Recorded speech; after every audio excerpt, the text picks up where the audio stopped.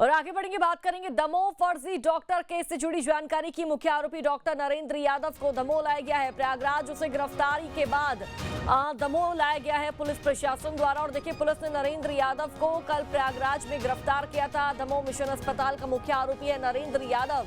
मानव अधिकार आयोग आरोपी से पूछताछ करेगा, तो फाइनली ये डॉक्टर पुलिस के हाथ लग चुका है।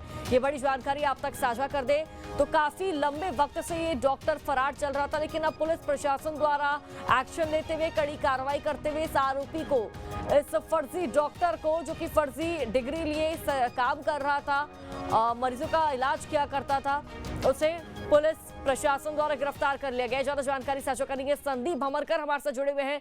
संदीप, डॉक्टर को गिरफ्तार कर लिया गया है, कैसे पुलिस को इसकी जानकारी मिली, पुलिस कैसे इसके पास पहुंची और अब आगे का प्रोसीजर क्या रहने वाला है, क्या इसके खिलाफ एक्शन लिया जाएगा?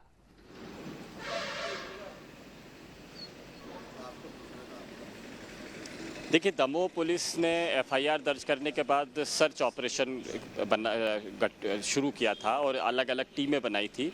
मोबाइल लोकेशन के आधार पर, उसके संपर्कों के आधार पर अलग अलग जगह पर छापेमारी की गई थी और एक जगह कामयाबी मिली है। वो जगह है प्रयागराज। प्रयागराज में कल उसको गिरफ्तार किया है यूपी पुलिस की सहायता से। दमोह पुलिस ने उसको अपने हिरासत में लिया है और उसे लेकर दमोह पहुंच चुकी है दमोह की पुलिस। और अब जो प्रक्रिया होगी वो, चूंकि इस मामले में पुलिस को भी पूछताछ करना है, मानव अधिकार आयोग की टीम बनी हुई है यहाँ पर, उसको भी पूछताछ करना है, लेकिन उससे पहले पुलिस को एक प्रोसीजर का पालन करना होगा। उसको अरेस्ट करने के बाद में 24 घंटे के भीतर न्यायालय में पेश करना होगा। तो आज न्यायालय में पेश करने की प्रक्रिया की जा सकती है। दमोह पुलिस अपनी ज़रूरी जानकारी के साथ में न्यायालय में पेश करेगी और रिमांड पर ले सकती है। और इसी रिमांड के आधार पर मानव अधिकार आयोग की जो टीम है वो भी डॉक्टर से पूछताछ कर सकती है, जिसके बाद में आने वाली अगली कार्रवाई वो सुनिश्चित की जा सके। तो आज का दिन काफ़ी अहम है और ये राहत की खबर है कि वो डॉक्टर जो फर्जी डिग्री के साथ में केवल एमबीबीएस डॉक्टर है और कार्डियोलॉजिस्ट खुद को बताकर और सर्जरी कर रहा था, हार्ट की सर्जरी कर रहा था। दमोह में 15 ऑपरेशन में से 7 लोगों की मौत हो चुकी थी। तो ये एक अपने आप में राहत की बात है कि अब ये फर्जी डॉक्टर किसी और का इलाज नहीं कर पाएगा।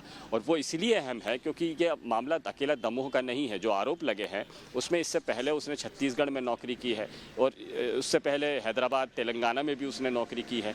यहाँ पर भी अलग अलग शिकायतें दर्ज की गई हैं।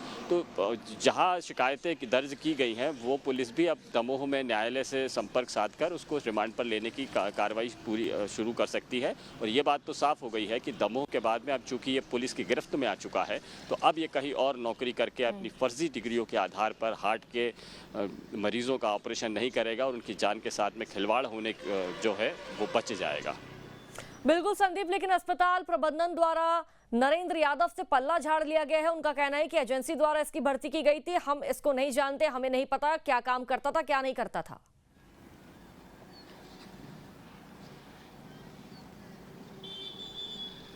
देखिए, आमतौर पर जो प्राइवेट हॉस्पिटल्स होते हैं वो डॉक्टरों की भर्ती के लिए एजेंसी पर भरोसा करते हैं और ये एजेंसी भी गवर्नमेंट रिकॉग्नाइज्ड होती है, उनका पंजीयन होता है और ऑथेंटिक होती है।